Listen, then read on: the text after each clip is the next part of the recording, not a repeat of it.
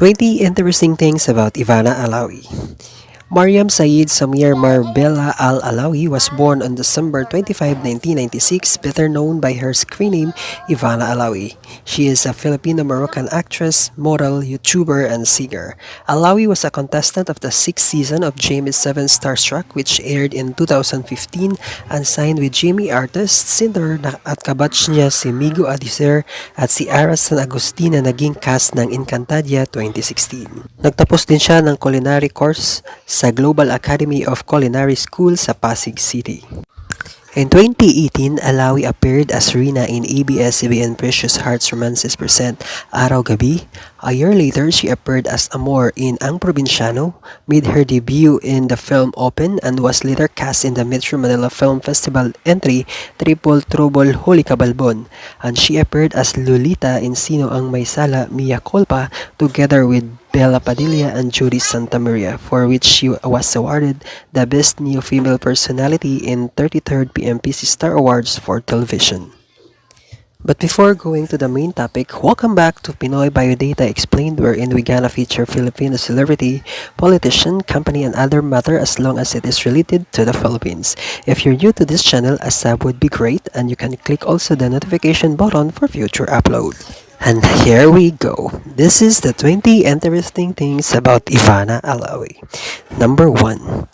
She was raised in a conservative family because her father is a Moroccan and it's a Muslim country. Nagsimula lang siyang magsuot ng short at sleeveless noong nandito na siya sa Pilipinas at na-culture shock siya dito.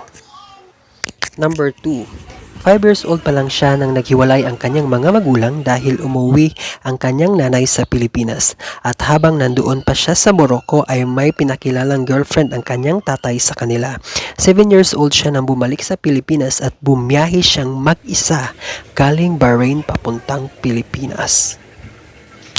Her mother is a Bisaya living in Puntod, Cagayan de Oro, Mindanao. Her mother also was the first person who believes in her talent and her magical beauty.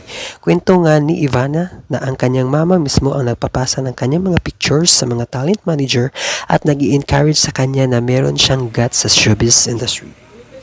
Number 4. 4 silang magkakapatid. Una niyang kapatid ay si Almira Alawi na naging kontrobersyal dahil nalink ito at nagkaanak sa isang owner ng radio station na kinalaunan ay umabot pa kay Idol Rafi Tulfo ang arigluhan. Pangalawa, si Hash Alawi na naging kasama ni Ivana Alawi sa lahat ng kanyang mga vlog at si Mona naman ang bunso na lumalabas din sa palabas ng GMA7 tulad ng Munting Heredera noong 2012 at marami pang iba. Tulad ng karaniwang tao ay nakaranas din ng rejection si Ivana noong una pa ito sa showbiz industry. Pero ang kanyang nanay ang dahilan at ang dakilang tagapagpalakas ng loob niya na nag-audition pa ito ng mag-audition. Nag-audition din siya sa PBB at na-reject din siya dito. Pero patuloy pa rin si Ivana sa pag-audition kasama ang kanyang nanay na siyang nagbibigay sa kanya ng inspirasyon na mag-audition pa at nagbibigay ito ng mga photos sa talent management na kanyang nadadaanan. Number 6. 2018 kasagsagan ng kanyang kasikatan ay nakatanggap siya ng isang mensahe galing sa kanyang ama at pinapapunta siya sa Subic dahil andun ang kanyang ama nagbabakasyon at doon mismo nakita ni Ivana ang kanyang ama na na-stroke na. Pero bago pa man bawian ng buhay ang kanyang ama ay nakapag-usap pa sila at proud na proud ang kanyang ama sa kanya lalong-lalo na sa pagiging sexy star nito at nag-save pa nga ito ng mga sexy picture ni Ivana sa cellphone nito. Number 7. Balak sana i-surprise ni Ivana ang kanyang ama habang nasa ospital ito sa Subic. Surprise niya sana sa kanyang ama ay ang pagdating ng kanyang kapatid at ang kanyang ina. Pero di na inabutan ng kanyang ama ang kanyang surprise dahil binawian na agad ito ng buhay. At bili ng kanyang ama ang lahat ng pagmamay-ari nito sa kanya. Kaya ito ang naging dahilan kung bakit biglang yaman ni Ivana sa edad na 22.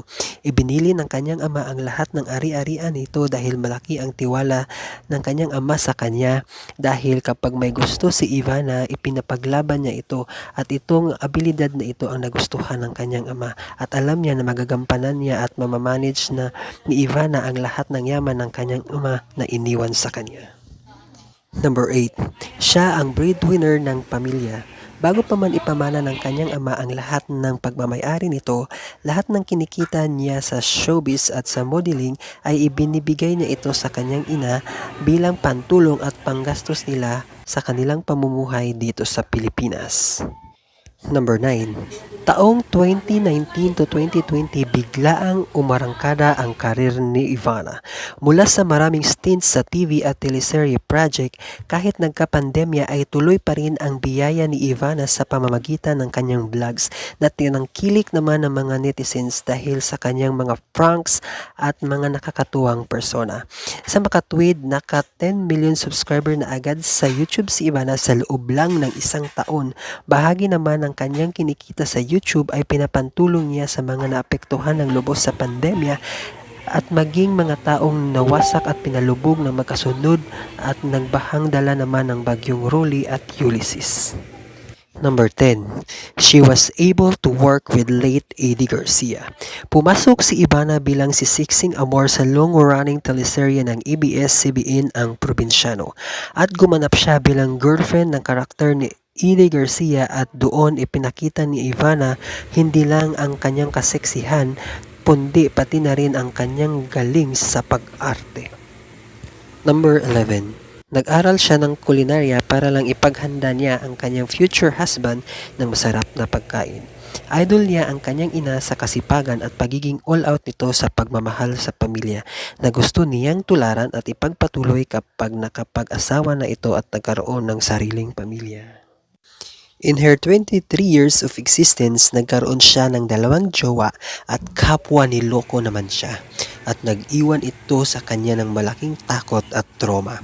Kaya kung todo siya ngayon sa pagkilatis ng mga taong gustong maging parte ng kanyang buhay, hindi naman mapili itong si Ivana. Gusto lang niya sa mga lalaking di masyadong kagwapuhan kahit di mayaman kasi ika nga magtutulungan naman sila. At ang importante, mapagmahal ito sa pamilya tulad niya tanggap ang buong pamilya. Gusto niya rin ang malaking pamilya at nais magkaroon ng 6 na anak at bubusugin niya ito ng buong pagmamahal.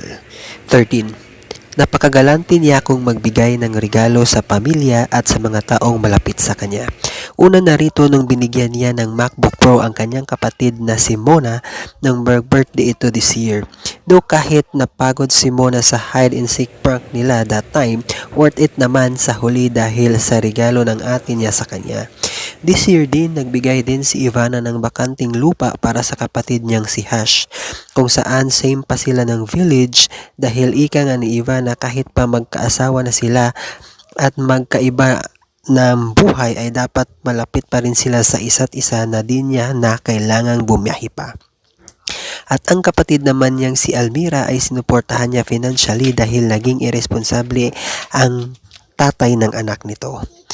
At nitong huli ay binigyan naman ng iPhone ang kanyang editor at cameraman ng iPhone 11 na may halagang 73,000 plus pag cash ito binili. Ang galante, diba? Kaya tiba-tiba din siya sa biyaya. 14. Nagre-reply siya sa lahat ng mga nagdi-DM sa kanya sa social media, lalong-lalo na sa usaping karapatan ng kababaihan at nagbibigay din siya ng inspirasyon sa lahat ng nagdi-DM sa kanya kung paano harapin ng may tapang at dignidad ang paninira o bashers. Siya man rin ay nakaranas din ng pampabastos kaya alam niya kung gaano kasakit ang mabastos at gaano ka-traumatic ang tagpong ito. 11 years old si Ivana noong nakaranas ng kahindik-hindik na pambabastos mula sa isang motorcycle driver na nagpakita ito ng private part. Dahil sa pangyayaring yaon ay nagkaroon siya ng tapang na mag-aral ng boxing, taekwondo at iba pang self-defense na nag-feel sa kanya na mas safe siya at nagbibigay tapang sa kanya sa pagharap ng anumang pambabastos sa kanya. 15. Malakas siyang kumain ng rice at ang paborito niyang ulam ay ang kare-kare at ang bulalo. Lalong-lalo na ang bone marrow nito. Pero kahit ganun pa man ay di pa rin siya tumataba. Kahit madalang lang itong mag-workout kaya mapapasana all ka talaga sa kanyang figure. 16. Marami ang nagme-message sa kanyang mga babae na nasira daw niya ang relasyon nila ng kanyang jowa. Pero laking gulat ni Ivana bakit ang daming nagmi-message sa kanya? Nang ganoon, hindi naman daw niya kilala ang mga jowa ng mga babaeng nagmi-message sa kanya. Naging dahilan pala nito ang pagiging sexy star ng Ivana na minsan naman talaga sa kanyang mga role ay luwang-luwa ang cleavage. Lalo-lalo na sa mga serye nito na naging dahilan, naging kahinaan ng mga lalaking madaling matukso. 17. Lahat ng mga naging jowa niya ay mga Pinoy. Di rin naman masyadong mahilig sa sobrang taas na mga lalaki si Ivana bagkos katamtaman lang dahil di naman din siya masyadong matangkad. Nasa 5'2 lang ang height ni Ivana. Idagdag pa natin na mahilig siyang magbigay ng mga regalong material sa mga lahat ng naging jowa. Halimbawa narito ay nagbibigay siya ng mamahaling bag at sapatos sa kanyang jowa bilang pagbibigay niya o pagpapakita ng kanyang pagmamahal. 18. Lahat ng nasa katawan niya ay puro tunay at walang halong opera. Maging ang malaking balakang niya na noong bata pa siya ay naging dahilan kung bakit siya nabully at tinatawag siyang bibi. Pero nasa wastong gulang na siya nung maging asset niya ito. Anya pa, open naman daw siya sa usaping opera pag may ipapa-enhance na siya, lalong-lalo na daw yung kanyang ilong dahil hindi siya nagagandahan dito. 19. Halos lahat ng upload niya sa YouTube ay patok sa masa at ang pinakababa na views niya ay 920k na may YouTube title na may signature look at ang pinakapatok naman ay ang kanyang video na may YouTube title na A Day in My Life kung saan naglalaba lang naman siya na umani ng 24 million after a year. Kaya clap, clap, clap, clap tayo sa sobrang successful niya sa YouTube industry. Number 20. Naging co-host din siya ni Idol Raffy Tulfo sa kanyang programming Raffy Tulfo in Action kung saan naging emosyonal din siya sa mga problemang hatid sa kanya ng di magkasundong pamilya. Pangalawang appearance siya na ito sa nasabing programa. Una dito ay nung na-prank siya ni Idol Raffy Tulfo kung saan umiyak pa siya. Sa ngayon, ang nasabing episode ay meron ng 26 million views sa YouTube. So guys, yan ang aking 20 interesting things about Ivana Alawi. If you have some interesting things about her, please don't hesitate to share it in the comment down below. At guys, if you like this content, you can also visit my previous upload dahil meron din akong mga interesting things about sa ating mga pamilya stars tulad ni Daniel Padilla, Catherine Bernardo at marami pang iba.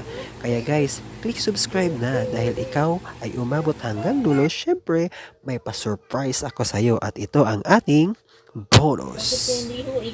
Si Ivana ay may crush kay Coco Martin at ang childhood crush naman niya ay si Edu Manzano na tatay ni Luis Manzano. So guys, thank you so much for tuning at Pinoy Bio Data Explain and have a nice day. See you in my next vlog. Bye!